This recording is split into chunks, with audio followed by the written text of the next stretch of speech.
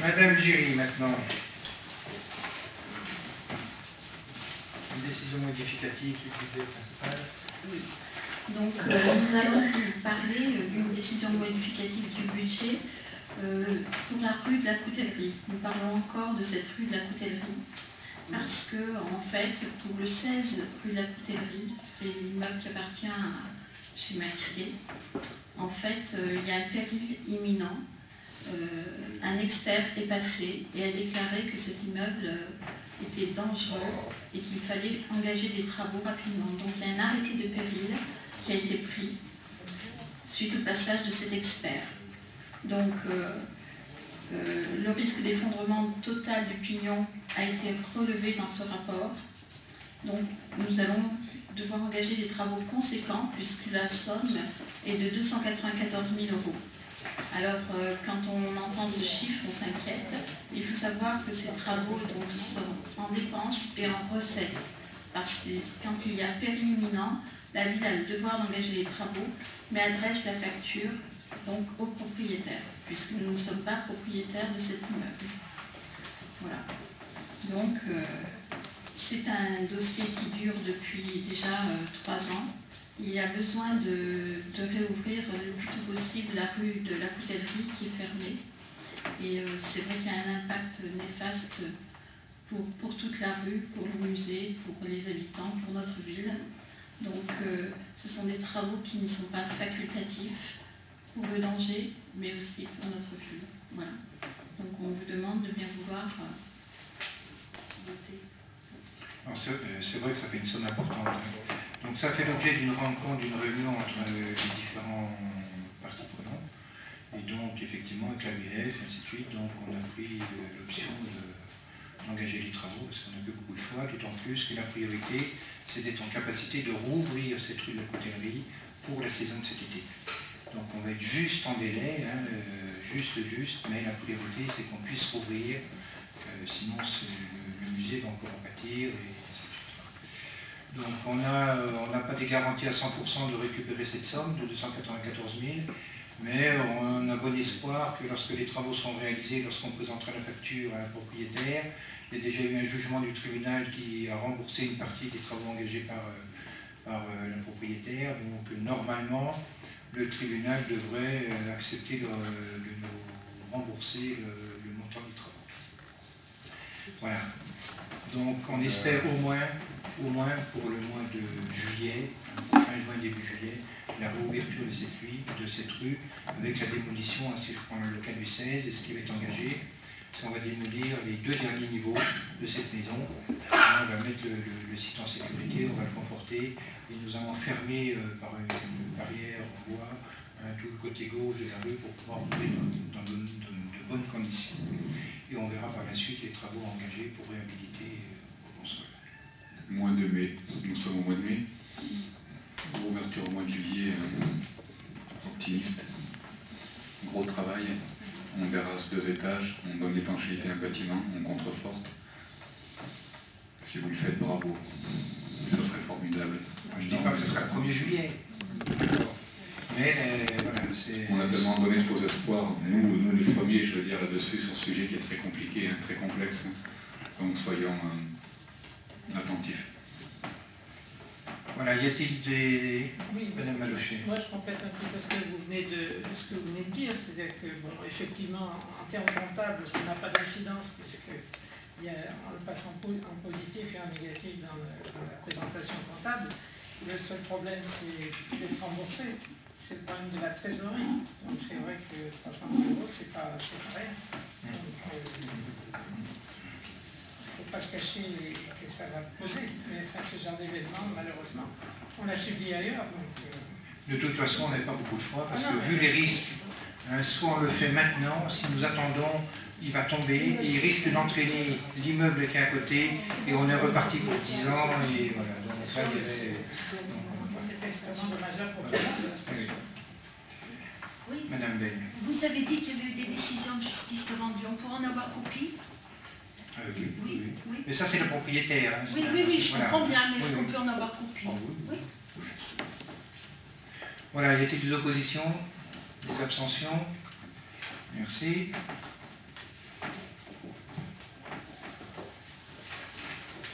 c'est à moi. Donc, mise à jour des tableaux des effectifs.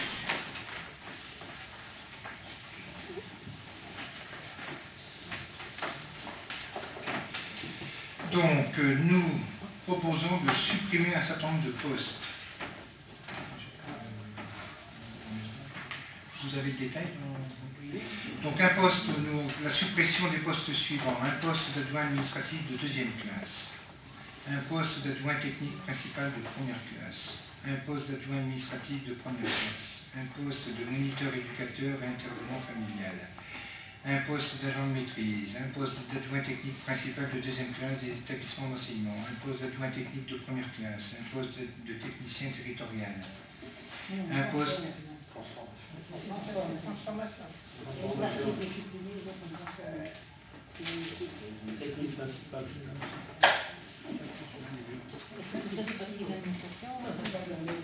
Moi, je prends la délire, moi. Donc, je continue. Suppression d'un poste d'animateur territorial, un poste d'ingénieur principal, un poste d'adjoint technique de deuxième classe à temps non complet.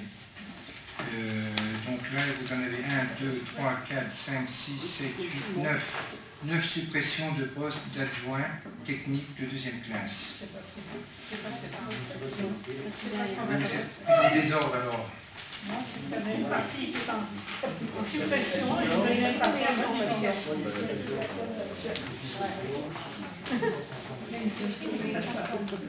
Vous avez choisi un titre. Et de créer, de remplacer, parce que la présentation est différente. Il y a la suppression et la transformation. Voilà, c'est pour ça que pour transformer un poste, pour mettre à jour le tableau des effectifs, pour que ça soit clair, je ne reprends pas le débat qu'on a eu au conseil précédent, mais pour que le tableau soit clair, à un moment donné, si on veut transformer un poste, il faut pouvoir le supprimer.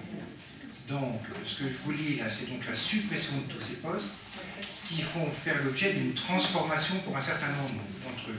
Donc, c'est résumé comme ça dans le rapport sommaire. Moi, je vous donne le détail. Voilà. Donc, on supprime d'un côté et on recrée de l'autre un certain nombre. Et donc, c'est la suppression, comme ça, nous serons en adéquation, en conformité avec ce que nous demandent les services de l'État et la préfecture en particulier, sur le tableau des effectifs, qui a une présentation actuelle différente de la fois précédente, parce qu'on nous a demandé de le présenter comme ça. Et donc, de créer les postes suivants, donc de créer un poste de gardien de police municipale, de créer 2 postes d'adjoint technique de deuxième classe, un poste d'attaché principal, un poste d'assistant socio-éducatif. Alors pour certains, c'était la mise en conformité, l'adéquation entre la fonction et le statut. Et puis ensuite, vous avez 1, 2, 3, 4, 5, 6, 7, 8, 9, 10, 11, 12. Création de postes d'adjoint technique de deuxième classe à temps non complet. Alors, je vous explique ce qui se passait précédemment, c'est que nous avions en particulier pour le personnel des agents d'entretien, vous aviez un contrat sur X heures mensuelles et il existait des heures complémentaires. Et ces heures complémentaires existaient depuis des années. Donc nous avons repris, nous avons mis un peu d'ordre dans tout ça, nous avons supprimé ces heures complémentaires, ce qui fait que par exemple un agent qui effectuait 20 heures, avec 3 heures complémentaires, depuis X temps, cet agent est passé à 23 heures.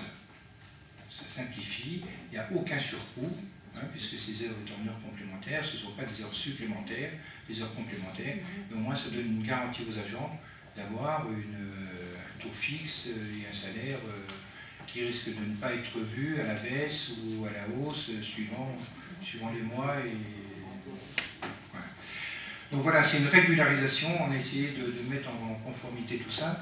Et nous l'avons fait au niveau des agents d'entretien, et la réflexion va être aussi engagée au niveau des personnels des écoles, des cantines, voilà, parce qu'il y a la même problématique qui se pose. Donc voilà, la proposition, c'est de supprimer un certain nombre de postes. Je crois qu'on en supprime 19. Je n'ai pas fait le total, mais je crois que c'est ça. 1, 2, 3, 4, 5, 6, 7, 8, 9, 10, 11, 12, 13, 14, 15, 16, 17, 18, 19. on en supprime 19 et nous devons en créer 16, 1, 2, 3, 4, 5, 6, 7, 8, 9, 10, 11, 12, 13, 14, 15, 16, 17. Et nous en créons 17.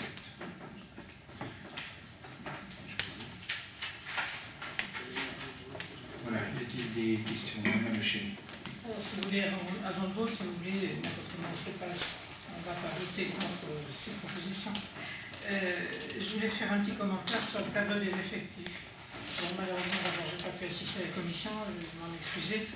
Ce que je voulais vous dire, c'est que d'abord, j'ai constaté que vous aviez fait un tableau arrêté au 1er mai 2015. Alors, je ne sais pas si déjà vous avez intégré les décisions qu'on vient de prendre. Voilà, c'est une mise à jour en fonction des décisions de ce soir. Voilà, c'est en fonction des décisions de ce soir. Si nous acceptons ça, c'est le tableau qui sera, on va dire, officiel au 1er mai 2015. Alors, première chose, d'abord les nôtres, les tableaux qu'on vous donnait chaque année étaient faits le 31 décembre. Déjà, il y a un décalage, bon, c'est pas majeur comme problème, mais enfin, disons que c'est pas très facile. On va faire une comparaison d'une année sur l'autre. Bon, c'est le premier problème. Bon, deuxième problème, vous l'avez dit tout à l'heure, vous faites donc un tableau en équivalent temps plein, ce qui est pratique, ce qui est très bien. Le seul problème qu'on a, c'est que nous, on ne le présentait pas de la même manière. Donc évidemment, il y a des interprétations à avoir qui sont plus compliquées. Donc, ça c'est le premier problème. Ensuite, j'ai également un souci, mais ce n'est pas le fond du problème. J'ai un petit souci sur les emplois budgétés. Les emplois budgétés, vous venez de faire tout à fait l'évocation tout à l'heure, en supprimant des postes qui n'existent plus, pour en créer de nouveaux. Vous êtes repartis dans votre tableau sur 304 emplois budgétés, alors que c'était l'équivalent, nous, de nos 304 emplois en cours, enfin en poste.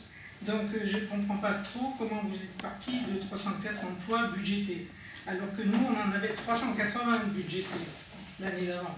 Alors au champ passé, la différence, normalement, on aurait dû, en conseil municipal, enlever tous ces contrats. Alors bon, ça c'est un premier problème. Mais enfin, ce n'est pas un problème de fond, hein, c'est un problème de présentation. Bon, ça c'était des préalables. Bon. Ensuite, alors les emplois vraiment pourvus. Alors pour ce qui concerne les emplois pourvus, vous traitez dans une première colonne les emplois permanents à temps complet, comme on le faisait d'ailleurs nous. Ce que je ne comprends pas, alors vous allez peut-être me trouver l'explication parce que je ne comprends pas, c'est que s'il s'agit pour moi d'un emploi à temps complet, il s'agit d'une personne. Et comment se fait-il qu'à pratiquement toutes les lignes, vous avez des virgules, c'est-à-dire 15,8 par exemple adjoint administratif première classe? Comment se fait-il qu'on puisse avoir 15,8 emplois à temps complet?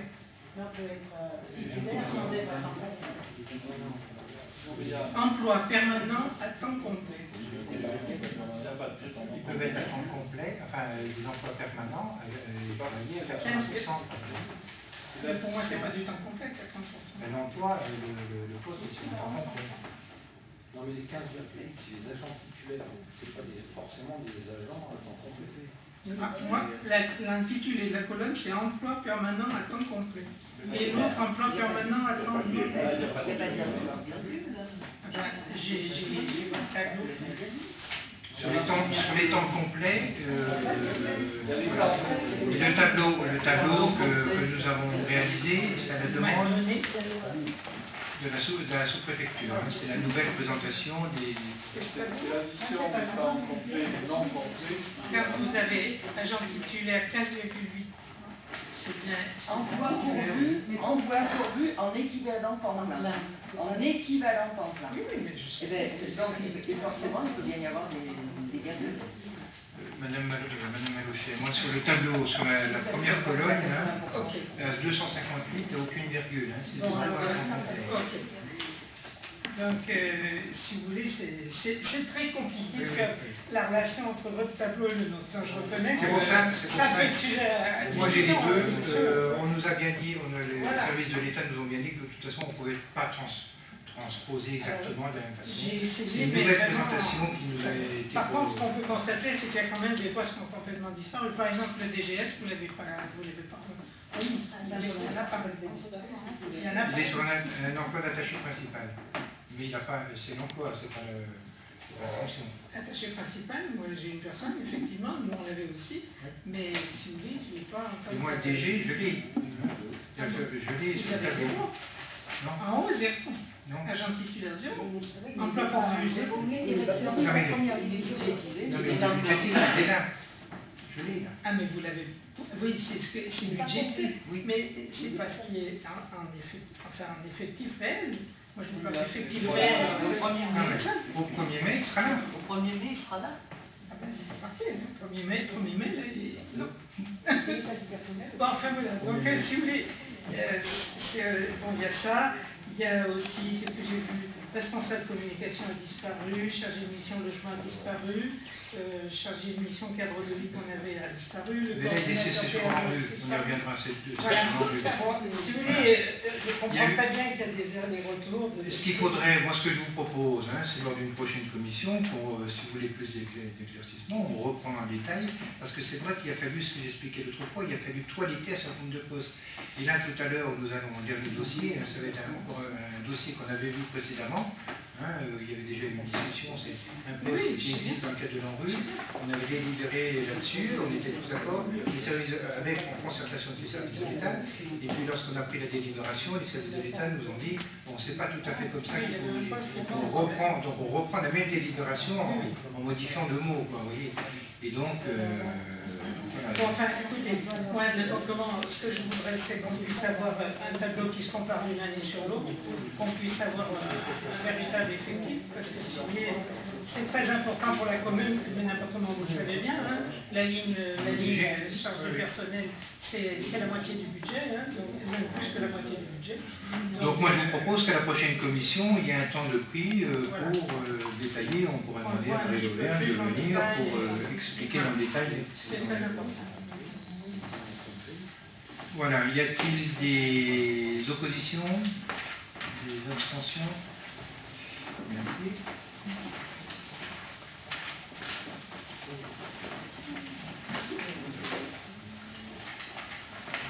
Et donc le dernier dossier, c'est un dossier qu'on avait vu au conseil précédent, voilà, la délibération doit être recorrigée. Donc c'est le poste d'un agent qui va dans le cadre de vie à l'ANRU. Voilà, je ne reviens pas là-dessus. Y a-t-il des oppositions, des abstentions? Merci. Contestation, Claude, mais ce n'est pas un poste à la rue, c'est un poste au renouvellement urbain. On a tellement l'habitude de dire en rue pour tout que maintenant c'est devenu un automatisme. Voilà, donc. En termes d'effectifs aussi, le service économique a été transféré de sa commune, c'est fait, c'est pas fait, c'est fait, ça va être fait. Pas encore, non. Pardon? Pas encore. Bientôt.